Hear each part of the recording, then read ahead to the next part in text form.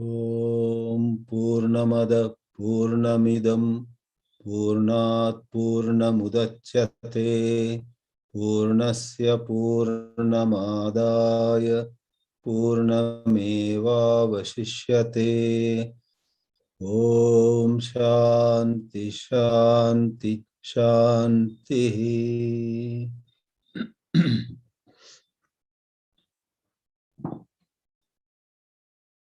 This Brihadāranyaka Upanishad, going by its very name, is Brihat. It's huge. It's like a vast forest. But as students of Ayurveda would look at a forest, not looking at the wild animals over there or nature's beauty, students of Ayurveda would look at a vast forest as a rich source of many precious plants with medicinal qualities. Likewise, Brihadāranyaka Upanishad, this Upanishad of the great forests, is a source of a number of mantras which are medicinal for bhavaroga. Roga is ailment, bhava is the psychological phenomenon of becoming. All of us, when we are patients of this bhavaroga, constantly desire to become somebody. Or we are jealous of somebody else who has become something. In this obsession with becoming, we fail to notice our being. Sat is being.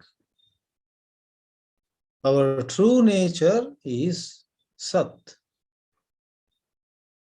And when I say Brihadāranyaka Upanishad is a source of medicinal herbs, what I mean is the gems of mantras that we find scattered across the entire Upanishad of 6 chapters are capable of curing us of this conflict within ourselves, this struggle which seems to be endless, this apurnata, inadequacy that we experience about ourselves.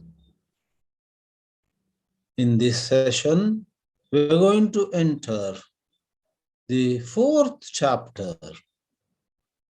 In the 4th chapter, again, we will go to the 4th Brahmana, meaning the 4th section. This 4th Brahmana of the 4th Adhyaya of Brihadāranyaka Upanishad is fairly long. Oh, did I? 4. Yes. Yeah, fairly long with 25 mantras in it. And I tell you, in this series on Brihadāranyaka Upanishad, we will get into this 4th chapter more than 4 times. It is in this 4th chapter's 4th Brahmana that we have powerful mantras, one of them being Neti Neti, the negation.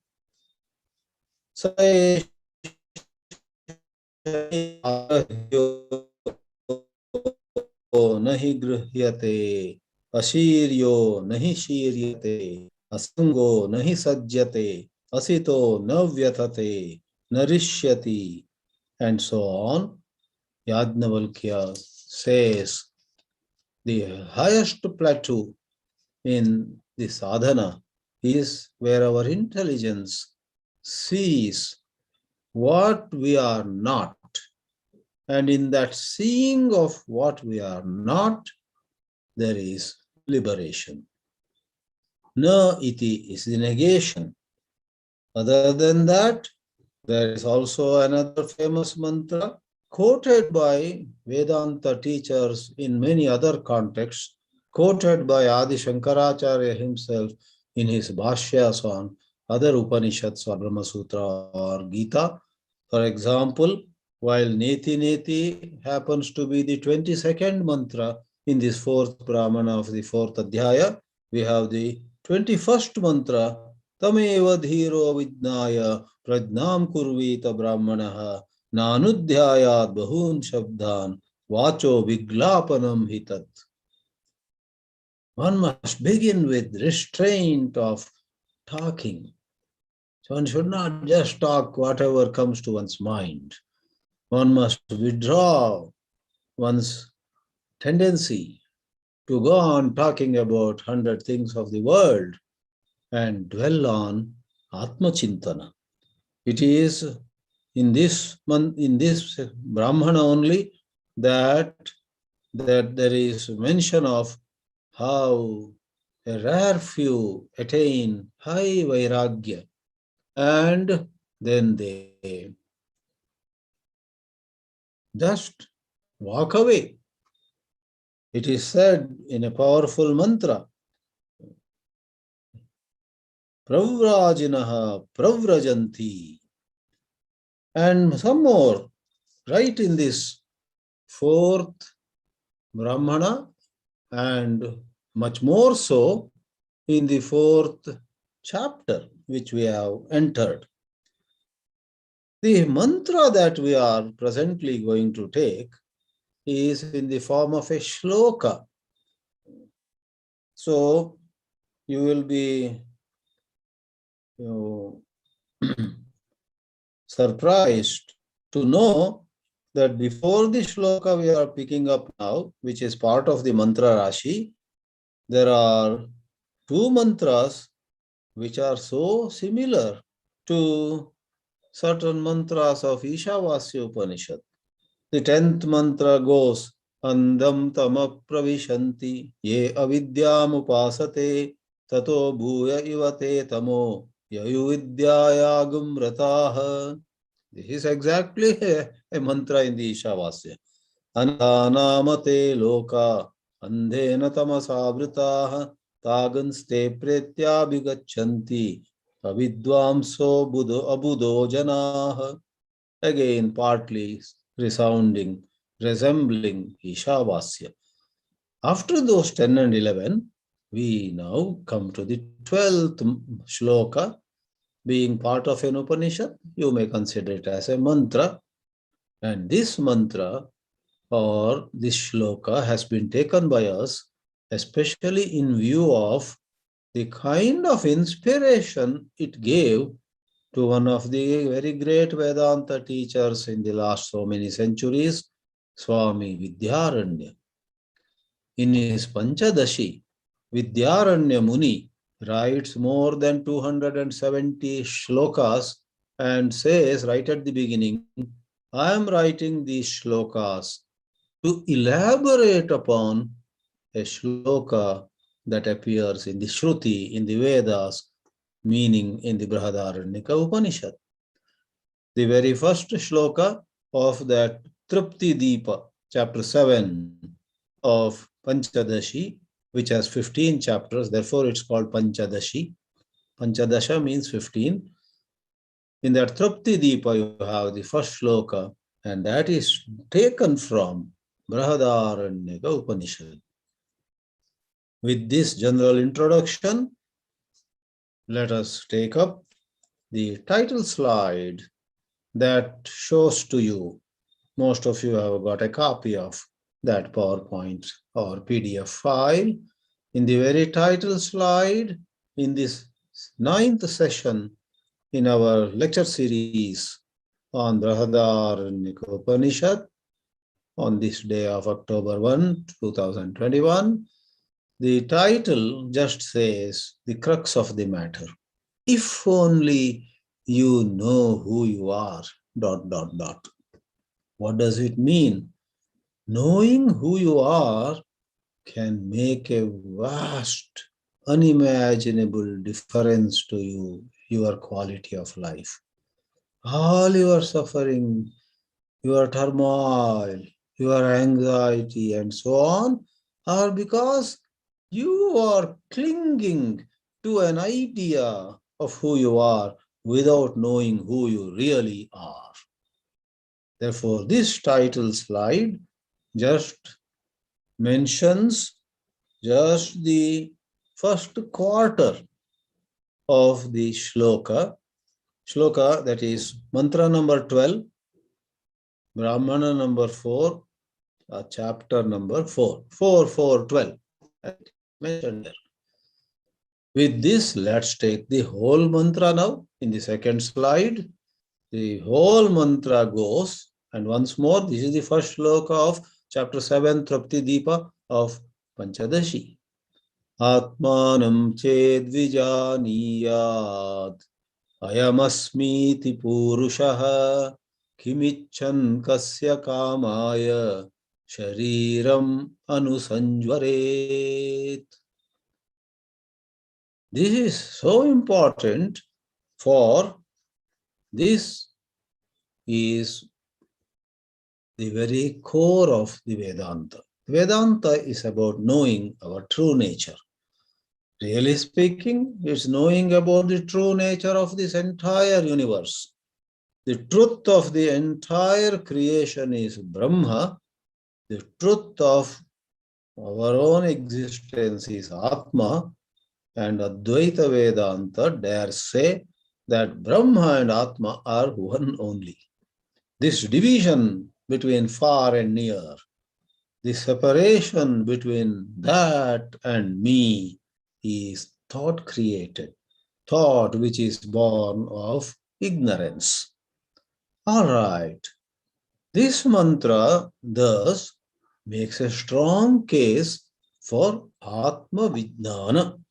Interestingly, let me make a passing reference to a couple of shlokas in the celebrated work Ramana Gita, where in 18 chapters, comparable with the 18 chapters of Bhagavad Gita, Sri Maharshi answers the questions of not just Arjuna, but here a handful of his students or Antevasis. Chapter 3 of Ramana Gita begins with a question by a very learned scholar, Daivarata. Daivarata in the last century was that rare person to whom in almost our times Veda mantras became evident. He was able to hear Veda mantras. Therefore, he became a rishi. For the definition of a rishi is one who sees or hears Veda mantras, doesn't write, doesn't create. Rishis are not mantra kartaraha, they are mantra drashtaraha. Daivarata was a mantra drashtar rishi of recent times. He actually asked Ramana Maharshi, Kim kartavyam manushyasya? What is the paramount duty of a human being? Pradhanamiha sansritau. In this sansara, worldly existence, pradhanam, paramount, most important duty. Ekam nirdharya bhagavan. O revered sir, please decide or determine one duty, paramount duty of human life. Tan me vyakhyatum. You ought to tell me that. Kindly instruct me on that. And like this mantra of Brihadāranyaka, Atmanam ched vijaniyat, Maharshi Ramana says, Swasya swarupam vijneyam. Every human being, above all, has to know her own or his own true nature. Swasya swarupam vijneyam pradhanam mahadichata pratishta yatra sarvesham phalanam uta karmanam. All that we do are a play of consciousness on the platform of the truth of Atma. All we enjoy or suffer are actually a play of consciousness, and that also is upon the substrate, adhisthana of Atma. Therefore, yatra pratishta, we do not see the platform, we see the appearances. We do not see the screen, we see the movie and start trembling, start laughing at other times, and many other emotions rise in us. If we were to see that it's just a white screen over there are no horses, there are no cars, there are no heroines, there are no heroes. It's just the white screen over there. It makes a huge difference. Thus, chapter 3 of Ramana Maharshi, his Ramana Gita, brings this very same teaching. Incidentally, without going into details, Daivarata promptly asks Maharshi the next question: what is the means to gain this Swarupa Vijnana, Atma Vijnana? And Maharshi says, above all, we need to learn to withdraw our thoughts from objects, sense pleasures, or things that annoy us, irritate us, provoke us. Neither get carried away by any dvesha, dislike or hatred, nor by any raga, attachment, or anuraga, passion. Withdraw. And that is said, Vishayebhya paravritya vritti sarva prayatnataha. Vimarshe kevalam tishte achale nirupadike. Start now. Spend a couple of minutes here, a couple of minutes there, dropping all your worldly concerns for just 2 or 3 minutes. Dwell on who am I? What is this consciousness in me? What is this light in me that illumines unpleasant thoughts as well as pleasing thoughts? What is this consciousness? That would make a big difference. So, the English translation now in the third slide goes, if a person, man or woman, knows himself or herself in the form of I am this, I am asmi, Atmanam ched vijaniyat, I am asmi iti purushaha. Asmi means I am means this. By context, that pronoun this stands for the Shuddha Asansari Atma. I am this pure self. If only a person knows I am this pure self, then desiring what and for whose sake will he or she suffer anymore? Following the body. Because the mantra has the word shariram. Shariram anusanjvaret. Jvara, I know, means in many other contexts fever. And fever is not a natural condition. When we have fever, we are so uncomfortable. The body gets hotter, we feel the temperature, and there is weakness, there is body pain. All of them are symptoms of fever. Jvara is fever or discomfort, and the word used here is anusanjvaret. Jvara, sanjvara is agitation. What is anu? Anu is the word that means following. Following the body. And I took the liberty of putting in brackets personality. Because in a larger sense, attachment to the body is attachment to our entire personal description. I am a winner of such and such trophy, and I lost narrowly the other certificate. I became popular over there, and over here nobody cares for me. Who am I? In 1,000 ways, thoughts describe us, not just physically, but Sharira, physical body, is the crux of it all. When we see a group photograph where we too had posed along with everybody else, yesterday let us say, and the photograph comes to us today over WhatsApp, we look at where am I and how do I look.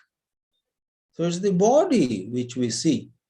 But that body, that face in that group picture immediately translates into many thoughts. Oh, I look so obese here. Oh, I don't look very bright. I don't look cheerful here. Ooh, we get such responses. Or the opposite too. Wow, this is a nice picture. I look so good here. Wow. In fact, I don't think I'm so good looking really. But in this picture, I look so much better. You see the picture of your physical form, but you equate it to all that you are.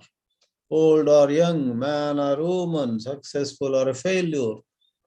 I am never tired of saying that this ego is nothing but a bundle of self-descriptions, physically, emotionally, intellectually, wealth-wise, health-wise, qualification-wise, in terms of the past, in terms of my possible future. Some of us are very fond of projecting into future. In 2030, how will I look? In 2025, how will I look? What will be my condition? We project. So all that comes into this personality, and the body, the physical dimension is indeed at the heart of this personality. Therefore, the mantra says, why would one follow the body? Something happens to the personality, and why would one be affected by it? By and large, everybody is affected by what happens to one's personality. It's so universal. In ashrams also, while every day Vedanta classes are held, the brahmacharis and the teachers have that old habit of looking at each other as personalities. Somebody looks hale and hearty. Oh, good. I think the ashram food suits him very well. Look at him when he came.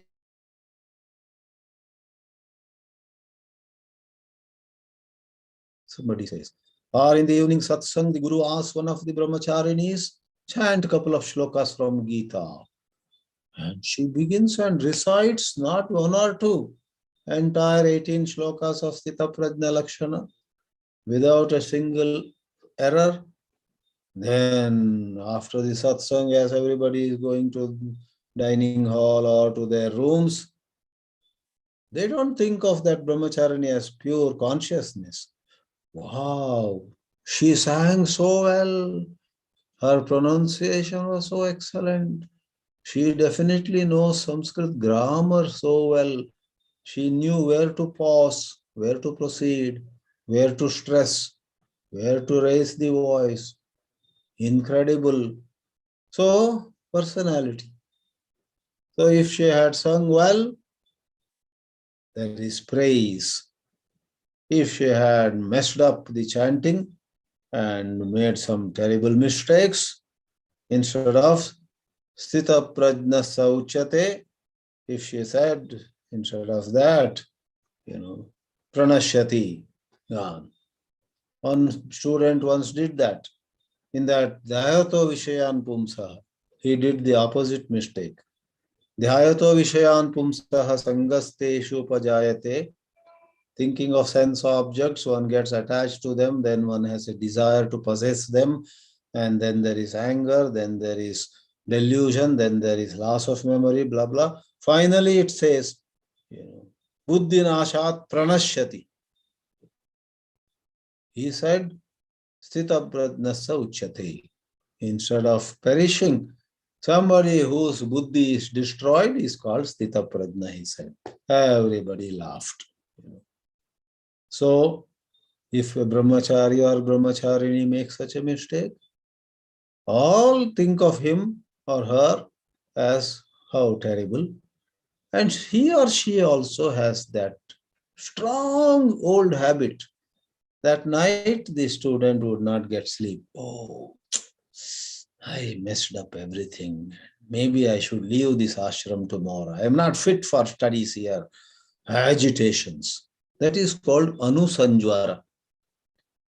Your mind forgot. Your speech made a mistake. You are not your speech or your mind or any of the sense organs or any of the organs of action. You are pure light, says Vedanta. But the student is unable to contemplate on that. All that is after I recite well next time. I'll come back to pure Vedanta after I chant perfectly next time. Till then, the world is nothing but learning to recite. So she or he makes a sankalpa. All these motivational workshops, all these personality development programs, self-improvement exercises, etc. I'm not saying they should not do it, but are generally accompanied by a conviction that you are this body, you are this speaker, you are this singer, you are this writer, you are this player of some game. Period. And with that conviction, how to be a better player, to be a better singer, how to be a better entrepreneur, how to be a better orator, how to get better. That is self-improvement. The presumption is questionable. Are you a speaker at all? Aren't you the pure consciousness? Even Vedanta students and teachers find it hard. Therefore, Vedanta repeatedly says, if you spoke well, okay, no problem. Or if you could not sing well, it's okay, don't take it to heart. Ask yourself, who am I? Thus we have Atmanam ched vijaniyat. If a person knows himself, ayam asmi iti purushaha. The word purusha goes to this person, if a person. Ayam asmi. That is the sentence. Kimichan, desiring what? Kasya kamaya, for whose sake, for whose pleasure, for whose benefit will he or she suffer? Anusanjvaret shariram. Now we see the Shankara Bhashya. Atmanam, Shankaracharya takes the word and says, it is about knowing oneself. Swam. Swa is oneself. Swam, but according to Vedanta, this Swam, this oneself, is Param. It is the supreme truth. 1,000 thoughts you had about yourself were all in the error zone. They were not true. What you really are is Param. Sarva prani manishita dnam janati si dna. You are that light which knows, which illumines manishita, whatever is thought, whatever is conceived, whatever is perceived by all of us. Sarva prani. Sarvaihi pranibhihi yat manishitam bhavati tat janati iti sarva prani manishita jna. Hridstam. You may feel bad looking at the wrinkles on your forehead as you stand before a mirror. Vedanta whispers in your ears, you are not in this forehead, you are not in those wrinkles. All of them are a passing show. You are in your own heart as the pure consciousness. Your true nature, Ashanaya Adi Dharma Atitam, untouched by Ashanaya, hunger, Pipasa, thirst, and such other attributes of the body, and then there are attributes of the mind, Raga, Dvesha, and so on. If you were to know Swam, yourself, Yadi. If Chet means Yadi. Vijaniyat. And Acharya Shankara doesn't mince words when he says this can happen to someone who is one in thousands. Sahasreshu kaschit evam vijaniyat, vijanati. Chediti, but why this if? As you know, sometimes when somebody goes on saying if and but, we get irritated. Don't tell me any more if and but. Tell me decisively, are you coming or not tomorrow to the party? Don't say, if it doesn't rain, I will come. But it doesn't rain also. If my wife says, let us not go, I may not come. If, but, if. Don't say if or but. Say you are coming. We say like that. If and but are regarded as unwelcome. Likewise, here also, why? Atmanam vijaniyat chet. Chet means if. Shankara says, Atma vidyayaha durlabhatvam darshayati. That if is very much in place because it's extremely rare that even among students of Vedanta, it's extremely rare that anyone, even for a few minutes, is deeply into the contemplation, into the appreciation of, I actually have nothing to lose. I do not die. The body will die one day, but I do not die, and so on. Kaschit sahasreshu. I'm sure some of you would remember the shloka in chapter 7 of Bhagavad Gita. Manushyanam sahasreshu kaschid yatati siddhaye yatatam siddhanam kaschin mam veti tattvata. So rare it is that anyone knows God, anyone knows one's own true nature. Why not we gather all our energies and go after this goal, this paramount duty, mukhya kartavya of Manushya Janma? We decide, but then we forget, we get distracted. Ayam paraha atma.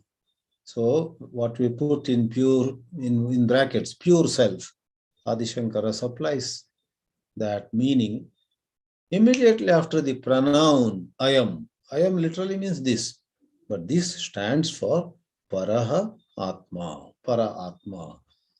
And what is this para atma? There is apara atma. Personality also is atma, because whatever you regard yourself to be is atma.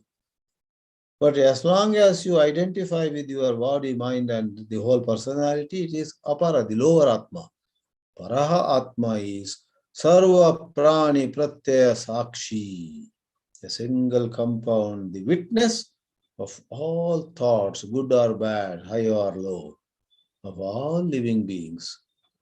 And in this very fourth Brahmana of the fourth Adhyaya of Brihadāranyaka Upanishad, I already mentioned, there is the great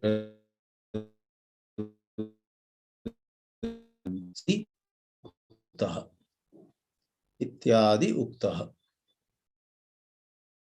So, Ityadi Uktaha also is a compound. When you split it, actually it is Ityadina Uktaha. This pure self is described or pointed out, Uktaha, Ityadina, by such words as Neti Neti. There are many other pointers. So Adi Shankara is emphatic that this mantra refers to an extraordinary insight into who one really is. And that would mean a goodbye to all regrets, all sorrows. He doesn't like me, she doesn't praise me, they don't love me, these people don't accept me, those people talk ill of me. Generally, these things bother us. But Atmanam Ched Vijaniyat. Then one after another, this Neti is like a hammer that falls upon all those notions. They don't like me. Which me? Oh, are you that me which they don't like? You are not that me at all. Like it would have happened to every one of you in life once at least. Somebody comes and says, I'm so disappointed with you. You say, why? What happened? What did I do? You told all lies about me. Why? What? Then the person says, you are Damayanti, right? I'm not Damayanti. Oh, sorry. I mistook you to be Damayanti. You look so much like Damayanti. Damayanti has gone around the town and talked ill of me. Therefore, I started accusing you. Then, well, who are you? You say, I am Nalini, Damayanti's twin sister. So I look like Damayanti. So if you are Nalini and somebody came and accused you, why did you talk ill of me? For a moment you get some jitter. Then you understand, oh, you mistook me to be my twin sister. Damayanti sometimes, she has a long tongue, wide mouth. She goes and spreads something without verifying that also. I will tell my sister, but I am not Damayanti. I am Nalini, the twin sister. Likewise, if you know who you are, all those comments that the town makes about you, or your own conditioned mind makes about you, just fall like a house of cards. And you are left with the serene sense of I am, full stop. I am neither a bad guy nor a good guy. I am neither this nor that. Neti, neti. Who am I? No answer. When there is no answer to the question, who am I? You have answered the question paper, who am I, the best possible way. Those who answer, I am this, I am that, I am this, I am that, they have failed in the examination, where the question paper had only one question, who are you? It's a very strange kind of question paper. Those who answer fail, those who do not answer pass in flying colors. Shankara therefore says, Yasmat na anyosti drashta, na anyosti shrota, na anyosti manta, na anyosti vijnata. When you see drashta, when you hear, when you think, when you know, behind all those which we in the beginning ascribe or attribute to the faculties, the real knower is the pure consciousness. Yasmat other than him, na anyaha asti. There is no one else. Samaha, sarvabhutastaha, present in all living beings. Nitya, timeless, eternal. Shuddha, the purest. Nothing can be purer than that. Buddha, ever awakened. The pure self doesn't go to sleep. We will take that mantra also. Na drashtur drashter viparilopo vidyate. There is a famous mantra in the Brihadāranyaka. Objects may come or may not come. Whether there are objects or not, the pure consciousness continues to shine. Buddha, ever awakened, ever illumined, mukta, ever liberated, swabhavaha. That is the nature of you. Study Vedanta. Not for just talking about it, not for some oratorical exhibition, not for writing some big philosophical articles. All of them just leave you in the lurch. Study Vedanta, reflect on the Vedanta. Don't say, where is the time? In 24 hours, spare 24 minutes for quality Vedanta study, for your own inner clarity. Not to give a lecture, not to write an article, not to do some homework. Nitya Shuddha Buddha Mukta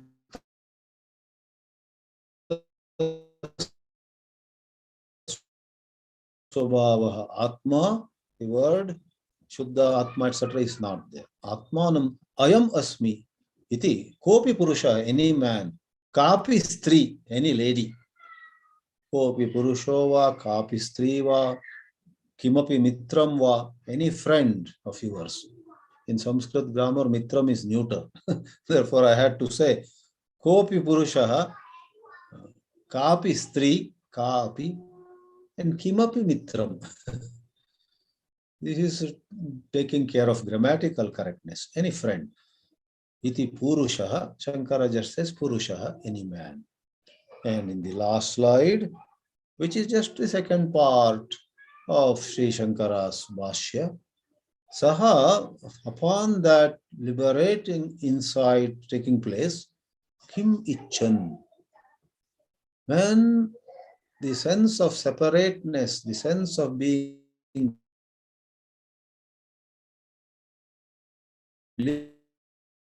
limited, that parichinna bhava, this ends when she or he doesn't anymore look at herself or himself as the body. There is an intuitive grasp of her or his being all pervasive. I am the mountain, I am the river, I am the crawling ant, I am the flying helicopter, I am everything, or I am nothing. Both are one and the same. Tat swarupa vyatiriktam anyad vastu falabhutam kimichan. So why would you seek a car, a mountain, a gadget, a friend? Why would you seek anything? This is the parakashta, ultimate of harmony. When you look at somebody as different from you and somehow manage to drop your dislike towards him or her, that is also a high level of harmony. You don't say it is he is me. You don't say he is he and I am I. We used to fight, but now we have reconciled with each other.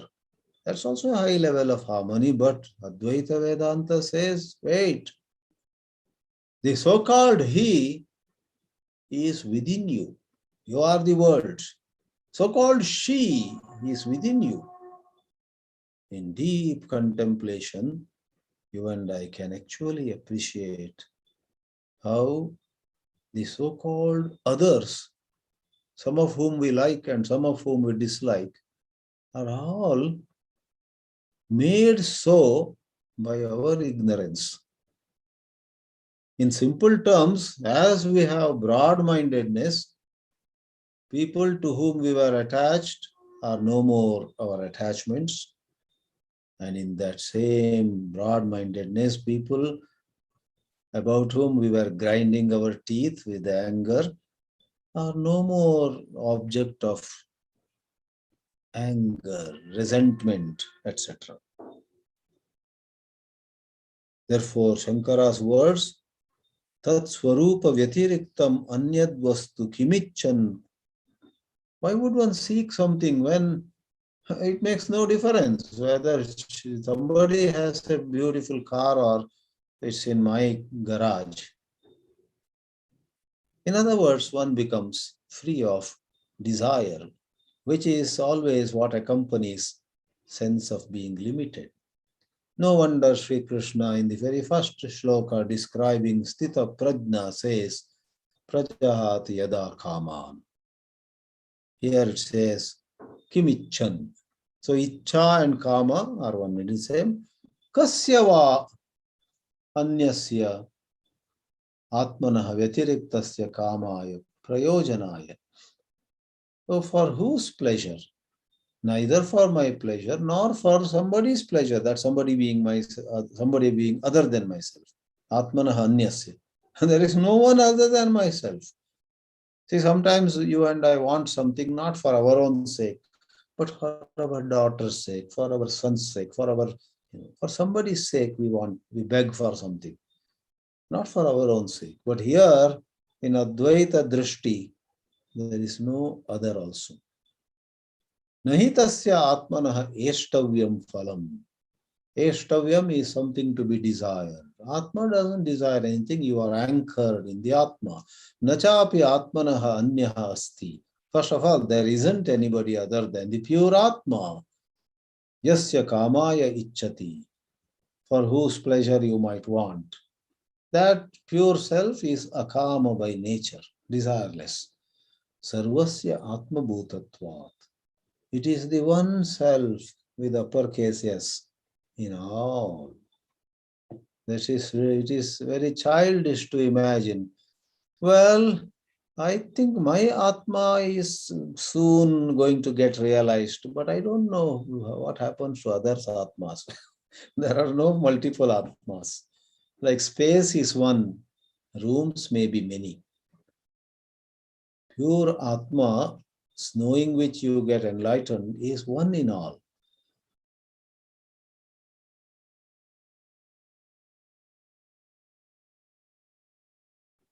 Competent teachers. How is it that you say there is just one pure self in all?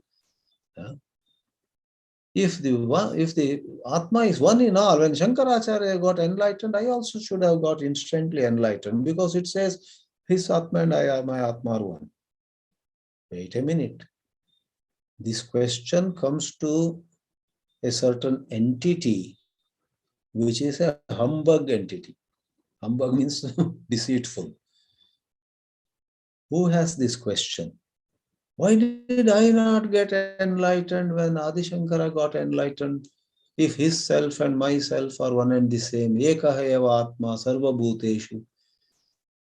Adi Shankara Acharya yaha atma asit tat samaye sa eva atma mayi api asti.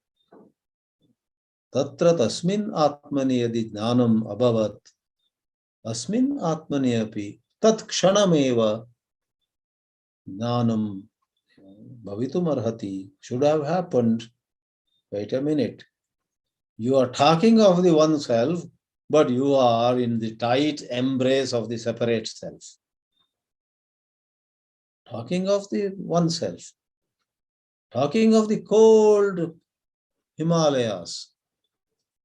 And saying, they say it is very cold.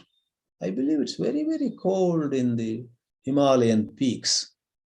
But I am not feeling that. Where are you seated? I'm in Mylapore in Chennai. Oh, sitting in hot Chennai or in Kerala. I'm at Ernakulam, Manorama Junction. I'm standing there and wondering, I'm not feeling cold.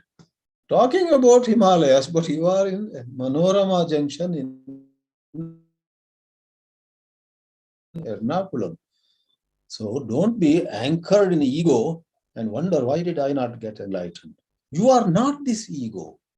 And what you really are got enlightened before even Shankara, in a manner of saying. It never got bound. So friends, this is not play of words. There is an error domain. And when you are neck deep or waist deep, knee deep or whatever in the error domain, everything seems to puzzle you.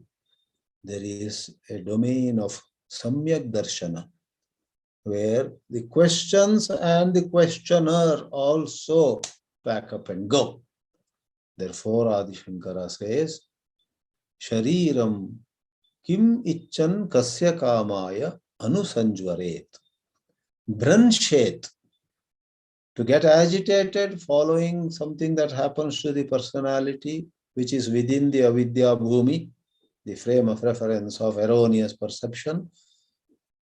To be agitated following what happens to the personality is within the error domain. Get out. Walk out of that error domain. So someone who does so, walks out, why would she or he bother?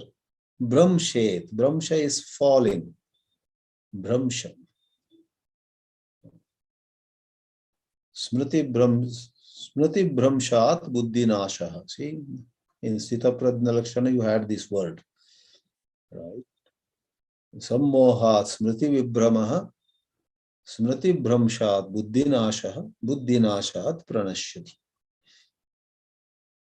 That's Sita Pradna Lakshana, where the two verses show the fall, or right away with a little adaptation give us beautiful, useful clue how we may rise. Just put antonyms there. Instead of Dhyayato Vishayan, say Dhyayato Bhagavantam. Dhyayato Bhagavantam, if, as I often say, for 2 minutes here, 3 minutes here, 4 minutes here, for 5 minutes here, or even 1 minute there, in the day, wherever you get a little time, sit and say, Om Namo Bhagavate Vasudevaya. Think of Bhagavan. Dhyayato Bhagavantam Bhaktis Tasmin Jayate. You get devotion to Bhakti. And that leads to Prema. Prema Jayate, not Kama. And when there is Prema, there is more and more enjoyment, not delusion or sammoha. And then it leads to, rather than Smriti Vibhramaha, when your prajna means intelligence. The two verses literally in the Bhagavad Gita talk about reduction in intelligence. You become more and more dull. Then you lose memory. And then buddhi goes. But Dhyayato Bhagavantam, the opposite happens. Rather than Smriti Vibhramaha, you get Smriti Labha. At unexpected moments, you will remember what Bhagavatam said, what Gita said, what your teacher said, what you understood in a certain situation in life. The right lessons that you had learnt in life come to your memory at the right time so that you don't make a mistake again. Therefore, instead of Smriti Vibhramaha, put it Smriti Labha. And Smriti Labha, Buddhi Vardhanam. Not Buddhi Nasha. If you take the reverse gear, don't go towards destruction, go towards your own Uddhara. Smriti Labha, Buddhi Vardhanam, Buddhi Vriddhehe Vimuchyate.